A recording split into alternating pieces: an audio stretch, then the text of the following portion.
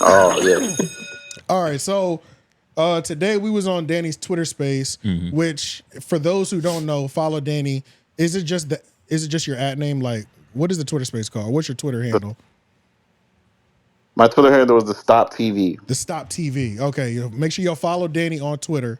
And he has a Twitter space that literally is jumping. It's jumping. Yeah. It's Put it this jumping. way. I found out what Twitter space was because of Danny. Okay. I wasn't even aware it was a new feature. I'm like, oh shit. Yeah, and it's not just I just watched my on Google like a normal person. And like you other niggas. Respectable. Try to see some titties on the timeline. Yeah. Niggas ain't so slick. it's like Danny's shit is so popping. I mean, everybody stops by at some point. Joe Budden, Ice, Ish, Rory, Maul, everybody graces this Twitter space and has these open dialogues and discussions. But most recently today we were listening, Rory and Maul joined. So it just started with Rory, right? Oh, I'm surprised. Yeah, it started with Rory. Yeah, tell everybody kind of. Yeah, Maul, I was shocked. Yeah. So I started Twitter space with Rory, and Rory is gonna address. He addressed all of the things, like any question about the breakup with Joe. Joe Budden joins, but he stays in the audience. He tries to come up, but I made an agreement that I would not ambush Rory and bring Joe up to have like this kind of clash. And previously in the weekend, should have betrayed them niggas. You should have betrayed them. Nah, keep your moral code. Keep the code. One time for half a second, and it was on his fucking head. They damn sure were. They damn sure yeah. He was ready to take it. I think that was the You know who was on my head? The dudes on this podcast right now talking about that. That was literally the first time we spoke on you on the show. That was literally it. It was like that was dirty. Yeah, I was like, yo, I don't know if y'all heard this nigga. He did some grimy shit. Man, time flies. Time flies. We got no, I get it. All right, yeah, go ahead. So yeah, I get it. You already made the agreement that you wouldn't ambush him on, just popping Joe in there to get his shit off to Rory. And to be honest, I agree with that because I've been speaking to Joe this weekend a lot, and man, it is taxing to talk to him when he's in narrative mode. Yeah. So like, I understood Rory. Man. I'm like, even you could have facts. You could have look, Joe's gonna take you on a dance of narratives. It's gonna be like the narrative matrix. That's a fact. It doesn't matter. He's talented for that. That's what I want to see. I want to get too. in front of that. I want to see that. Like, did you even know you was being pimped on, Danny? Yeah, like, when did you realize that he was trying to make you into the hoe? Yeah. I realized, but it's like I don't know. Y'all watched that. You were still working it to your advantage. It's like yeah, it's like an anime when you like in the move and you get caught. It's like he has the move locked in. Like it was right. I saw it coming, but I already had happened. So yeah, at that point, it was like I kind of was like in some way trying to balance everybody. And you know, Joe's audience is bigger than everybody, so all the fans were like, "Bring Joe up! It don't matter."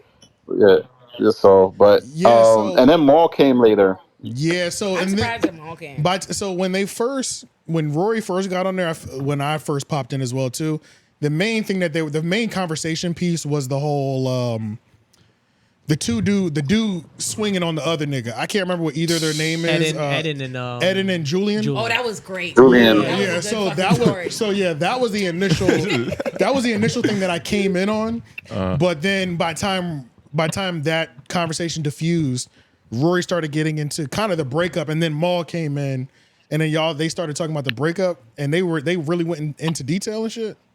Cause I dipped out. Yeah, they went into detail. I think Rory doubled down and just saying that he believes that Joe Budden did steal. I think he still feels like there was some funny money with the finances. Yeah. Maul finally revealed the story about the detergent. I don't know if y'all Joe Budden fans like that, but I did hear the detergent story is like, yeah, he just said that, you know, it was a girl that had her detergent and he had to keep it safe from and they also talked about a situation where one of Joe Budden's mans allegedly ran down on Rory, and they said that was not true. It was actually not what Joe said. So yeah, there was some myths deconstructed, and Maul came a little bit later, and you know, he was in his ball bag. If women did a podcast 3 years ago, like broke up, women did a podcast and then they broke up 3 years ago, and they still talked about it on a weekly motherfucking basis. I was about on to a say. network of podcast. Yo, way we would, they worse than Taylor Swift. I was gonna say, like, how do you think, Danny? How do you think Rory feels that like you know, he kind of being asked these questions? I be feeling bad for the nigga. Like, Oh, I do. I feel like bad. this nigga just. Be feeling bad for who? This nigga Rory. Oh, okay. Kind of like you just like Dame Dash every time like he's on with an interviewer. It's like, yo, what's up with Jay-Z? What's up with that situation? Because niggas mistreat Rory. Rory got mistreated from the entire beginning of the shit, and like He's a grown man. I can see that. Rory gets mistreated. Goddammit. Okay. Rory. See, yeah, Yes. you too soft. Okay, first of all, Is that? He's a grown. No, He's ginger. to be fair, I think there's two reasons why. The first reason is, okay, let me just talk about Twitter Spaces in general. Y'all niggas have a certain level of dedication that I can't even wrap my mind around, right? Yeah. So like, I'm ready to put on my Rory cake. yeah, so like niggas, niggas on Twitter Space, it's like 1,000 niggas in there, right? But only like 5 or 8 of them have the mic. Yeah. Like 3 to 4 out of those 8, they're all gonna ask questions back to back about some laundry and where did the soap go, and it's like, nigga, I'm done already. Like, I'm done listening. Like, like the level of back and forth that they want, that like that, it's almost like they demand that shit from, like, when you enter into a Twitter space and you get the mic, they're like, nigga, I have 17 questions and I expect 17 answers. Like, I don't like, that's the one thing that I don't like about the Twitter space, and it's like, so I felt bad for the niggas, but I didn't, because at the same time, that's why Danny hits me with the microphone every time. I'm like, nigga, no, I'm not coming up there. Like, fuck no. Like, these Shit's a niggas, landmine. bro. It's a landmine. These niggas are gonna. They don't have no filter. It's like the social cues be off sometimes. Yeah. Niggas just continue to ask the same shit, and it drives me crazy as a listener. You know what I'm saying? So they- Social audio in general is hard to navigate, and I hate it myself because it never sounds good. Which is why I use my soundboard and have a mic plugged in. But everybody else, their connection is off. They ask the same type of question over and over. But Danny, do you have like personal relationships with a lot of these guys that come onto the Twitter space? Because it might be hard to moderate otherwise, right? Because it's like loose cannons you just letting up there, right? That one nigga. Well, I have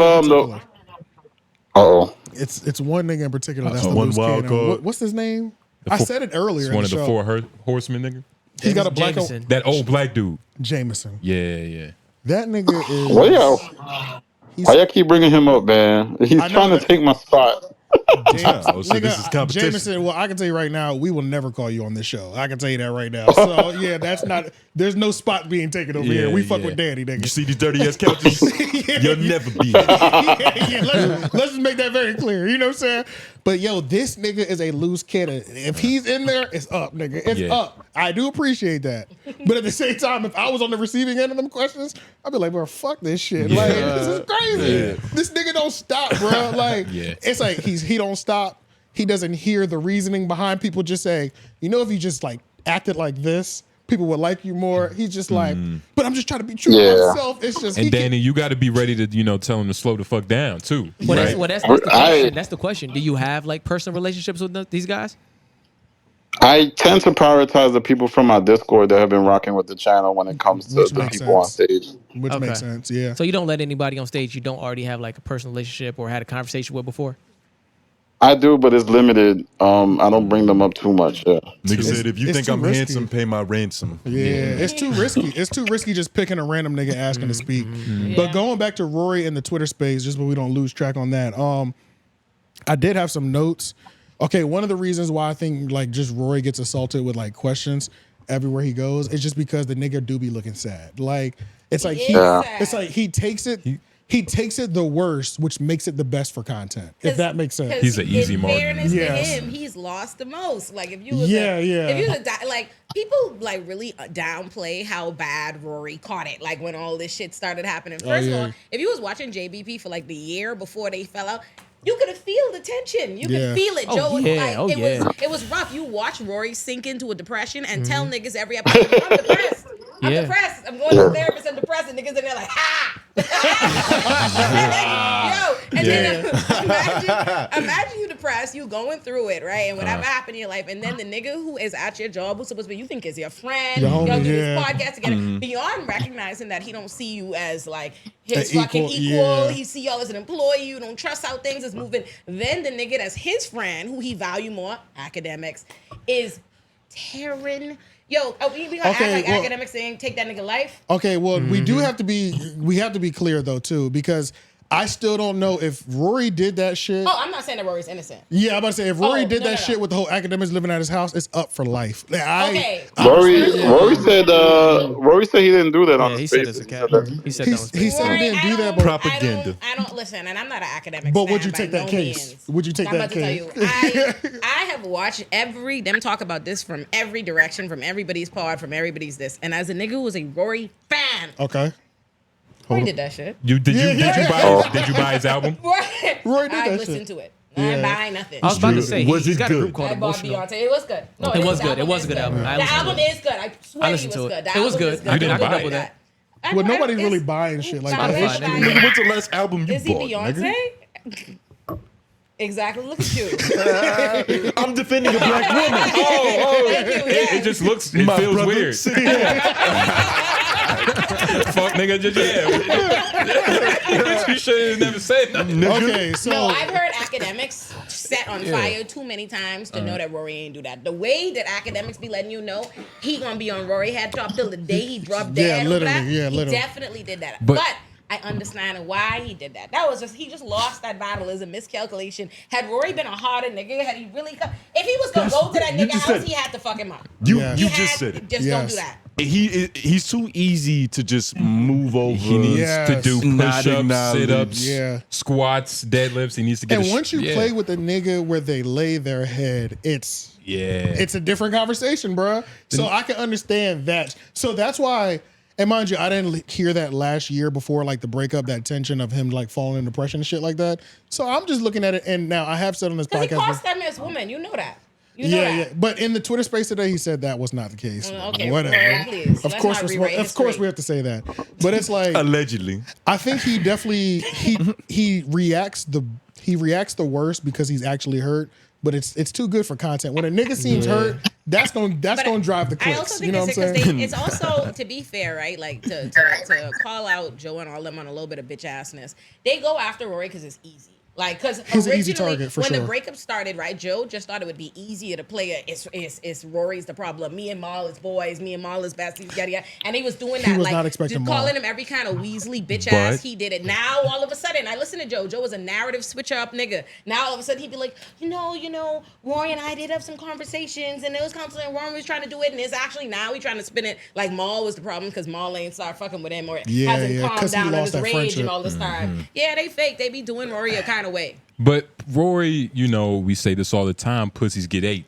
So it's like, you can't just be out here like, all soft and shit, you know what I mean? And not expect, I gotta give, I think Rory's strategic. They're more strategic than we give him credit for. Yeah. He says he's not, but like the $40,000 shit he said really messed that podcast up. I've been upset ever since. I don't think he did that on purpose, though. I think he really didn't do that on purpose. Really? I think he did. But it worked. It worked. And then also Joe told, and then when he said Joe told me that Ish and Ice is worth half of one of Rory and Mal, like he be saying shit that I think really be rocking that pod. Well, he did say a few things today on Spaces that I knew, like he knew Joe was listening, and he kind of said to like kind of jab at him.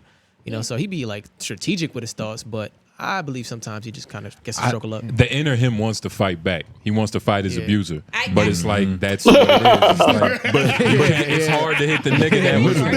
That's the thing is J-Lo and Enough. That's literally, what was that movie?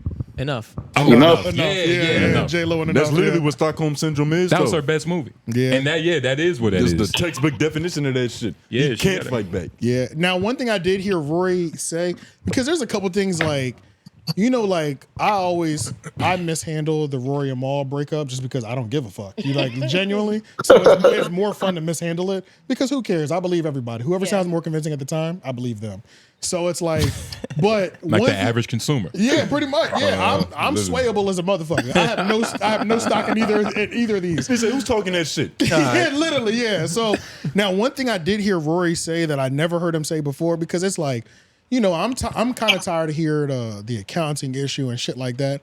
Rory was like, I signed a bad deal. Okay, yeah, I signed a bad deal. That was the first time I heard him say, like, admit, like, I signed a bad contract. Because in my mind, I'm like, if y'all are saying a nigga owes you $400K or he made $400K vanish on paperwork, take the nigga to court. Mal was in the Twitter space today and actually gave us he said, I don't take niggas to court that I fuck with because I don't do the court thing. I said, all right, you take that street shit over there. You know what I'm saying? I don't know. If a nigga short you $400K, I feel like the code is okay to go to court over that shit. But he's from the Bronx. I don't know where he's. Yeah, like the Bronx and Harlem. Like they be talking about Mal like in association with the Bronx and Harlem. So I don't know. Gotcha. Okay. But I actually heard Rory admit today that like he did it quickly and like nobody kind of harped on it. But he was like, bro, I signed a bad deal with Joe. And I was like, oh shit. Okay. The so shit it's like, that we've known for 4 years. So it's like, but nobody cares about that he actually admits that. But I thought that was like enlightening. Like, he knows at least. I think it would have meant more back in the day when it seemed like Joe was the supervillain in this whole situation and they had the sympathy going for him in the public. Because the only thing that stops a nigga from taking you to court over $400K is you signed away that $400K. Yeah, you know what I'm saying? Like literally, you gave it to him. So you're saying you think that the $400K lost is more like $400K lost on principle than on paper? There's really no thievery if you sign. Right, that's what I'm saying. Yeah. You don't want to admit that you made a mistake. I don't think it's that Joe actually truly stole money. I think it's that he treat niggas bad. Right. Like they would like that's really what it comes across to me, and it feels like a lack of understanding. Like I understand as somebody who own their own shit, Illuminati and Olay and friends, I understand where Joe be coming from. Even though, let me be clear, I'm very much so a nigga who was like, oh, this is fucked up. I'm out of here with Rory and Mal. I want to be clear. I very much so I was like that.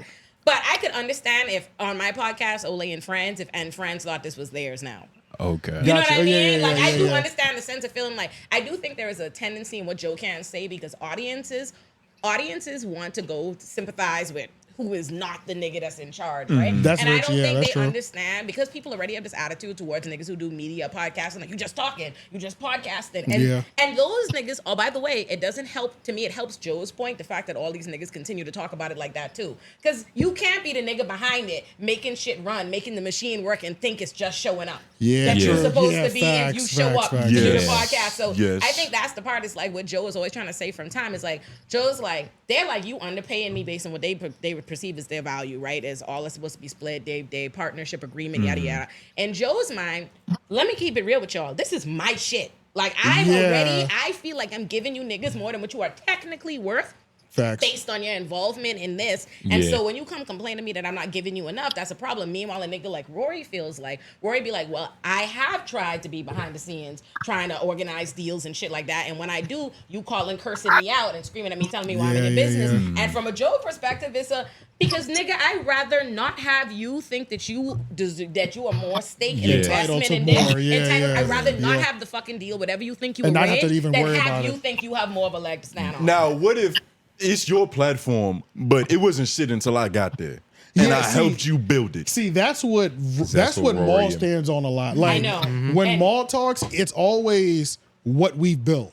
And it's always what we've built. Yeah. I think there's a reason why you've seen Joe's tune change over these last 2-3 years. Because at first, Joe had originally come out like, fuck these niggas ain't da-da-da. And the tides was, people was like, we not fucking with that response. Literally, it was a clear split before, Then he was like, I wouldn't down these niggas who we've built on da-da, because the Rory and Mal podcast was doing well at first. I think he let enough time pass to be able to say, and I think this is the part that works against Rory and Mal, that I have to agree with Danny, what he be saying, his criticisms that they don't like. Yeah. If at the end of the day, Joe's entire argument was, I built all this shit. You niggas do not go around and go and create no other podcasts. Y'all don't be going around working the circuit. Y'all have not helped me create this. I believe that it is my name, my ideas, my capital that made this. And if I got rid of you niggas, I could make it tomorrow. And he does. And he did. He gets rid of you niggas, replaces you with a bunch of niggas, definitely paying them less, still continuing to be number one, and your shit fall off by yourselves. then it's hard to say he's wrong. If he feels like y'all didn't deserve the amount of money that y'all was getting from me because you can't do it on your own. Yeah, facts. And that's the inner voice that Rory hears. Yes. Literally. That's the problem. Yeah. But I don't know what it's telling him. Maybe he's just not listening, because I feel like if I'm in that situation, that's going to inspire me to say, fuck y'all niggas, I'm about to blow this shit the fuck up. Instead of just roll over like an armadillo. It's us versus you. Well, I'm winning this. So yeah, right, yeah. And that is the biggest thing too. It's Joe really lost it all. Yeah. It got back. It got back. It took him some time, but he got it back. He did it again. I think he lost it. I think he just maybe frisbeed he that didn't- shit. And I would He be didn't fair, lose at all, but- Rory can pod. To be fair to Rory, if y'all ever hear Rory on other things, especially when he's not with Maul, like Rory's not a slack guest on any level. No, Not at all. yeah, He's really good. I think Rory's really good. Yeah, Rory does his thing. Yeah. He does his thing. I He's just the hate reason how that sad he is all the he's the time. reason I really tuned do. back in now. Like I Yeah. tuned back into the Rory Maul primarily because of him. So Maul is dragging him down. let me just be clear, because I know Maul in real life. I ain't say that. We boys. I ain't say that. That's them niggas. You either gonna be- I ain't say that, Maul. You either But gonna be camera. other people or other industry. Right. Tell the damn truth. Right. I ain't said that. That wasn't me. Damn, Maul kind of ass. Do you agree? Do I agree? Maul is. I think Maul. I like how she gave that to Danny. Danny, you just saved old lady boy. She was looking shook. You didn't even know. She did not want to answer, nigga. You saved her like crazy. So she said yes. What do you think, Danny? I think Maul is. He's likable. I think people are women like him. I know that sounds crazy, but a lot of women rock with Maul. How old are these women? But Olay, can you because I just. confirm that? Yeah, I believe Maul have the bitches. Why? No, I mean, yeah, that and I. Have you ever seen a bad bitch and didn't see Maul knew her? Like not just not just money bag in the comments. Yeah, I was about to say, drop in the comment. I was about to say, I see AJ like the same bitches as me all the time. Maul is cool with every bad bitch of every genre. Like not just the media bitches, the lawyer bitches, the da-da-da. He already know him. I'm telling you. I met Maul already knew me. He has an artist, he has a director. Mark, the bitches love Maul. That's true. I've seen him in real life. The bitches love Maul. Yeah, I give him that. I don't up want that him mic to arm a little more. not get bitches, but I think you can speak to the real life component. I'm talking about analytics and like all the girls like in my comments. Like I love Maul, and Maul is also from my analytics someone who the audience really cares about. And I think he's likable in ways that someone like Ice isn't, where his Maulisms, his standard commentary is something that moves the pot along, and he is funny at times. I do think he's lackadaisical, but he's still someone who can bounce off someone else who's an A mic. Yeah, and he at least has, once he has a point, he at least has like reason behind his point or what he's gonna say. But is he an A mic, Danny? Do you think he's an A mic? No. And there go the T, because on Rory and Maul acts as the A mic. It's not even just that they act as like two A mics. Maul kind of takes the lead, which I think it would be better for them. He's good. Maul or Rory Maul takes the lead. Okay. Is that a problem? A little bit. Yeah, because Rory's clearly better than him. Yeah, Rory's better. Yeah. So what is it? Is it just like it's there and Rory doesn't want it, or Rory's like not Rorying, so Maul has to step in and start podcasting? I think it's like I think Rory just has a role he feels like he has to play. You know what I mean? I think in those dynamics, he feel like he gotta kind of let him. He seeds. You know what I mean? He kind of just he concedes and he's like, well, I mean, if you look at the prism of the pod creation, right, it comes from the creation of the Joe Budden podcast that was very Joe-centric. Right. So they might be trying to do Twin Towers equal share. And I think that's come at the cost of doing this double A mic thing that is hard to see the leaders. Well, I'm going to be real. This will be the next segment that we roll into, and then I'll actually let you go because we've already been on the phone for about an hour. Make sure y'all get the Patreon because Danny was on the Patreon for about 20, 30 minutes too. But they didn't pay him for it, so. outside of this whole Twin Tower thing, I think them people behind the camera, they're kind of going crazy here. Like, the niggas behind the camera at the Ram Mall show are kind of putting in some serious reps over there. Okay, like I'm not gonna lie, some of them jokes was landing. I was hearing, and I was like, that's what I'm saying. Like who's these the niggas, girl? they're What's putting that? in some reps over there to where it's like, dude, the fuck, you know what I'm saying? The niggas behind the mic shouldn't be going this hard. Even when the camera pans and flashes to them, it's like they look hungry, like they're ready for that moment. Yeah, they're putting in reps. That's how you feel. Okay. I think they're putting. She don't feel that way at all. It seems like you have a different feeling. I got a little bit of a different feeling too. Yeah, you indicated that. No, that's fine. That's fine though, because we can move over to that. Danny, I'll let you go, man. Let everybody know where they can find you. The Stop TV on Twitter, the Stop on YouTube. Shout out to Menace Material. There we go. Yep. Me and Danny had a conversation today. I said, I fuck with you too much for you to keep getting my name wrong. You got to get this. You got to get this right. It's either got to be Homeroom University or Menace Material Entertainment. You got to get it right. That shit crazy. He says Menace Entertainment all the time. He did say that like his mom forced him to do it right. Oh, yeah. Like he wanted to apologize. I had to tell because I'm like, bro, you got to stop doing this. I'm sorry, I fuck with you too much for you to keep doing this. Not an immigrant no more. Salute. Yeah, I'll catch you on the flip side. Yes, sir. You be We safe, appreciate man. you, bro. Be safe, Pepe.